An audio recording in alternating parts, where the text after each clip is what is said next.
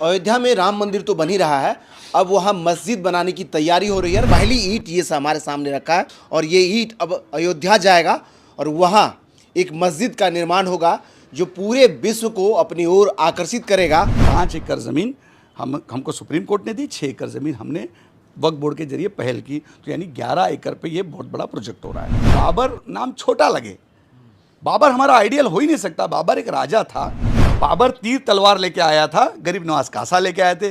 बाबर लूटने आया था, गरीब नवाज देने आए थे। हम गरीब नवाज को मानने वाले लोग हैं। मस्जिद मोहम्मद बिन अब्दुल्ला नाम दिया गया। हिंदुस्तान में कोई ऐसी इमारत नहीं होनी चाहिए इससे खूबसूरत। लोग इसके बाद ताजमहल नहीं जाएंगे, लोग मस्जिद मोहम्मद बिन अब्दुल्ला देखने जाएंगे। नमाज, रोज़ा, ज़कात, हज, ये जो इस्लाम की 5 बुनियाद है, उस 5 बुनियाद के ऊपर पिलर हमने खड़ा किया। ये मस्जिद दुआ और दवा का केंद्र बिंदु होगा।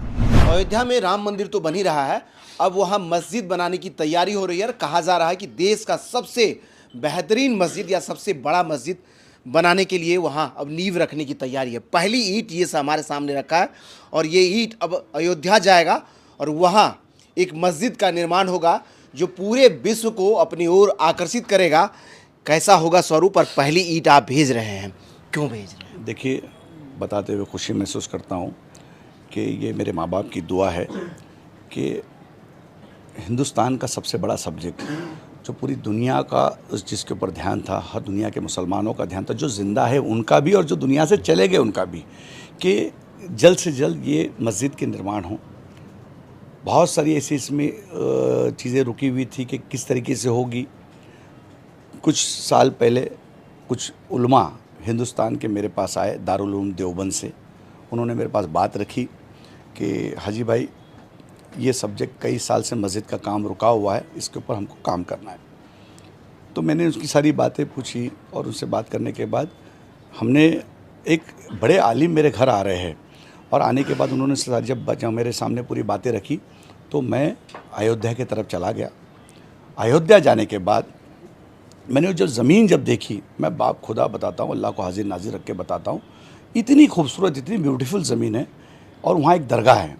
जब मैं ज़मीन पे उतरा तो मुझे ऐसा लगा कि ये शिफ्टिंग किसी कुदरत के नुमा हुई है, किसी सुप्रीम कोर्ट ने नहीं दी है, या अल्लाह की तरफ से सारी बातें जम के आई है। रोड टच ज़मीन, चारों तरफ आम के बाग, इतनी खूबसूरत ज़मीन। वहाँ एक अल्लाह वाले शाह गदा शाह दूल्हे वहाँ पे आराम फरमा रहे। मैं दरगाह में जब गया तो मुझे ऐसा लगा कोई मेरा हाथ पकड़ के दरगाह में ले जा रहा है। मैंने वहाँ दुआएं मांगी और दुआएं करके मैंने 25 करोड़ लोगों में अल्लाह आपने मुझे चुना है। सरकार से मैंने कहा कि मैं बहुत नॉर्मल फैमिली से हूँ, पर आपने मुझे चुना, मुझसे काम ले लो।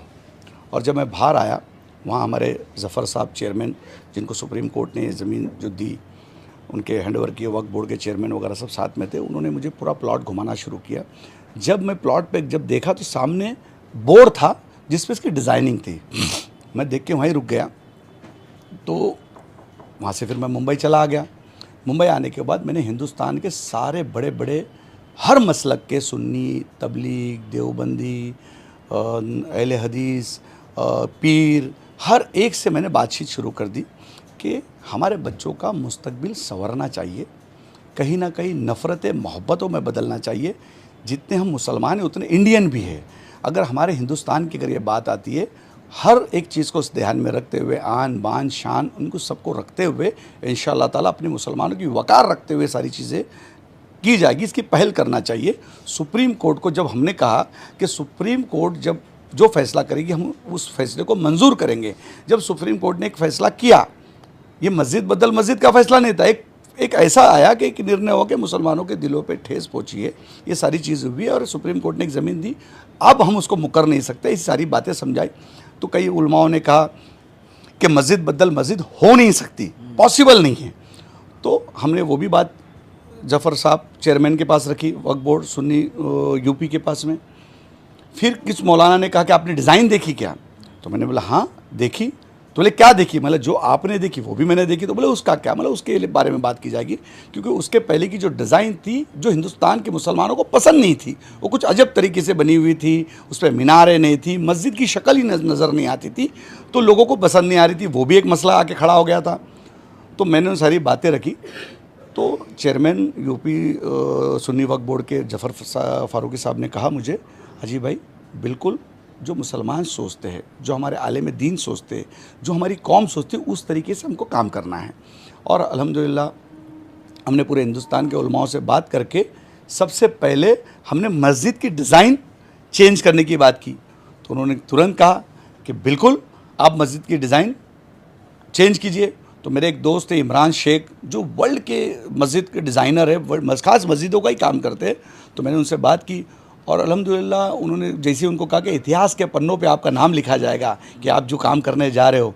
और उसके ऊपर हमारी दोनों की बहुत देर तक बात हुई, बहुत सारा डिस्कशन हुआ कि मस्जिद कैसी होगी, इसके ऊपर हमने बात हुई। तो उन्होंने पूछा मुझे मस्जिद कैसी होगी, तो मैंने उनको कहा कि सवाल का जवाब होना चाहिए। तो उन्होंने कहा मैं समझा नहीं, सवाल का जवाब क्या है? कि सवाल का जवाब में बोला ये है कि हिंदुस्तान में कोई ऐसी इमारत नहीं होनी चाहिए इससे खूबसूरत। लोग इसके बाद ताजमहल नहीं जाएंगे, लोग मस्जिद मोहम्मद बिन अब्दुल्ला देखने जाएंगे। तो हमने मस्जिद की डिज़ाइन की, फिर उन्होंने नाम का पूछा। तो हमने एक नाम, ऐसा नाम कि जो बाबर नाम छोटा लगे।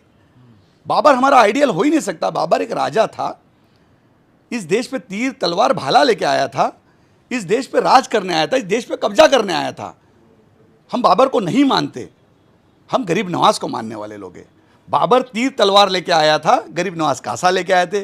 बाबर लूटने आया था, गरीब नवाज देने आए थे। हम गरीब नवाज को मानने वाले लोग हैं।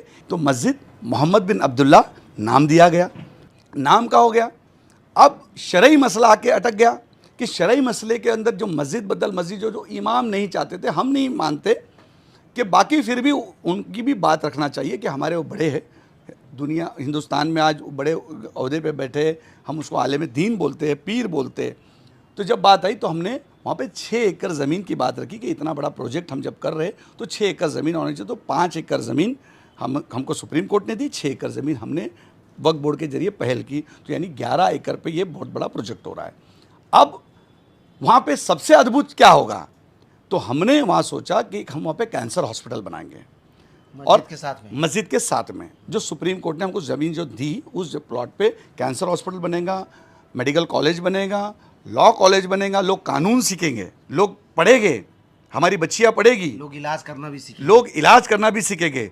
और इसके बाद मैं दावा करता हूँ यूपी और बिहार से टाटा में लोग नहीं आएंगे, पांडे जी, शुक्ला जी, गुप्ता जी, अब्दुल रहीम, अब्दुल करीम यहाँ नहीं आएंगे। वो मस्जिद मोहम्मद बिन अब्दुल्ला हॉस्पिटल में जाएंगे और वहाँ उनका इलाज होगा और मुफ्त में इलाज होगा। तो जब वो वहाँ से जब जाएगा अपनी माँ का इलाज करके, जब कोई हिंदू व्यक्ति जाएगा, पांडे जी, शुक्ला जी जाएगा या अब्दुल रहीम, अब्दुल करीम जाएगा, माँ का बाप का जब बच्चे का इलाज करके फ्री में जब जाएगा, तो जिस नाके पे, जिस चौराहे पे जब जाएगा, वो पूछेगा कहाँ गए थे, तो बोले मस्जिद मोहम्मद बिन अब्दुल्ला हॉस्पिटल में मैं गया था, मेरी माँ का फ्री में इलाज हुआ। वो एक अच्छा मैसेज लेके जाएगा, एक अच्छा पैगाम लेके जाएगा कि ये है मुसलमान। हमको मदीने वाला मुसलमान दिखाना है, हमको नबी वाला मुसलमान दिखाना है, हमको गरीब नवाज वाला मुसलमान दिखाना है। अगर ये चीज़ हम वहाँ पे करने में कामयाब हुए, 100% अल्लाह ने चाहा इस देश में नफ़रतें ख़त्म होगी और मोहब्बतें आएगी। ये मस्जिद दुआ और दवा का केंद्र बिंदु होगा। मतलब हाजी अरफात जो है सिर्फ मस्जिद बनाने की नहीं, बल्कि इस देश को एक नई पैगाम या नई राह पर ले जाना चाहते हैं, धार्मिक एकता की बड़ी मिसाल को खड़ा करना चाहते हैं। ये जो मस्जिद बनेगा, हमने सुना है कि उसमें 2 वजू खाने होंगे, एक तरफ में महिलाएं वजू करेंगी, दूसरी तरफ पुरुष, बीच में जो है एक एक्वेरियम आप लोग बना रहे हैं। मतलब इतना बड़ा सोच कैसे जनरेट किया आपने, किस किस लोगों ने प्रेरित किया, और जब ये कब से बनाने वाले हैं, कब इसका काम शुरू होगा, पैसे कहाँ से आएंगे इसके लिए? देखिए कैसा है कि अल्लाह का घर अल्लाह ही बनाता है, हमको पहल करना होता है। अगर हम अच्छी सोच रखेंगे, अच्छी पहल रखेंगे, तो पूरी दुनिया से मदद आएगी। हिंदुस्तान कोई गरीब नहीं है, मुसलमानों के पास पैसा है, सबके पास पैसा है। और ज़रूरी नहीं है कि जब हॉस्पिटल बनेगा, तो मेरे कई हिंदू दोस्त हैं, तो बोले हॉस्पिटल जब बनेगा तो हाजी भाई ज़रूर मुझे याद करना। तो ऐसी भी बातें जब आ रही है कि हम यूपी से, कोई बोलता हम बिहार से, हम झारखंड से, लोग बोलते, कोई बोलता लखनऊ से, कोई बोलता मैं बनारस से हूँ, और वो सब बड़े बड़े अहदे पे मुंबई में जब काम करते हैं, और अधिकारी, खास तौर पर बड़े बड़े अधिकारी, बड़े बड़ी पोस्ट पे जब बैठने के बाद ये बातें सब सुन रहे हैं, तो उन लोग बोलते हम अप्रिशिएट करते हैं कि ये जो काम करने जब जा रहे हैं। और ये फिश एक्वेरियम वगैरह, तो हॉस्पिटल तो मेन हमारी ज़रूरत की चीज़ें, यही पैगाम है, यही एक पैगाम हमको देना, हिंदुस्तान में नहीं पूरी दुनिया में देना है कि यही जब नबी पाक सल्लल्लाहु अलैहि वसल्लम ने कहा तुम हिब्बुल वतनी हो जाओ, जिस देश में रहो उस देश से जितना तुम तुम्हारे धर्म से प्यार करते हो उतना तुम तुम्हारे देश से प्यार करो। तो हम अगर हमारे देश से प्यार करते हो तो देश के लोगों से प्यार होना चाहिए। अगर हम एक दूसरे को जब मोहब्बत देंगे तो मोहब्बत मिलेगी, नफ़रत देंगे तो नफ़रत मिलेगी। तो हम मोहब्बत कैसा देंगे, जो इतना बड़ा मामला जो लोग भूल नहीं पा रहे। आज मुझे यकीन है कि जब वो मस्जिद बनेगी, मस्जिद बनने के बाद 2 रकात जब नमाजें होगी तो लोग कब्रों में से दुआ देंगे जो बेकसूर मारे गए, जिनका कोई लेना देना नहीं था, ठेले वाला था, रास्ते पे था, ऐसे कई लोग जो बेकसूर, जिनका कोई दूर दूर तक पता ही नहीं था उनको क्या हो रहा है। और उन लोगों के लिए जब 2 रकात नमाज पढ़ी जाएगी और दुआ होगी तो ता क़यामत तक के वो दुआ देगी। और मेरी नस्लों को, मेरे बच्चों को, मेरे ख़ानदान को इसका सवाब, मेरी माँ को सवाब, पिताजी को सवाब मिलेगा। लोग इस दुनिया में, मुझे यकीन है ये प्रोजेक्ट ये जब से मैं कर रहा हूँ तो पूरे हिंदुस्तान से दुआओं से नवाज रहे। आज आने वाली नस्लें को, मेरे बच्चे जब रास्ते पे जब निकलेंगे तो लोग रिस्पेक्ट से बोलेंगे कि इनका बाप हाजी अराफात शेख है। ये एक चीज़ सोची हमने वहाँ पे, एक फिश एक्वेरियम बनाने का हमने क्यों सोचा कि एक टूरिज़्म किस तरीके से वहाँ पे अट्रैक्ट करेगा। तो एक दुबई से बड़ा फिश एक्वेरियम बना रहे हैं हम लोग कि 2 महिला और पुरुष के बीच में जो वज़ू खाना है उसके बीच में कांच के अंदर खूबसूरत मछलियों, जब बच्चे जब जाएंगे तो वज़ू भी करेंगे और बड़ी बड़ी मछलियों को देखेंगे तो एक नई चीज़ नज़र आएगी। हम अद्भुत कुरान बना रहे हैं और अद्भुत कुरान, दुनिया का सबसे बड़ा कुरान, जो 2 कुरान बन रहे हैं, मस्जिद में लगेगा वो।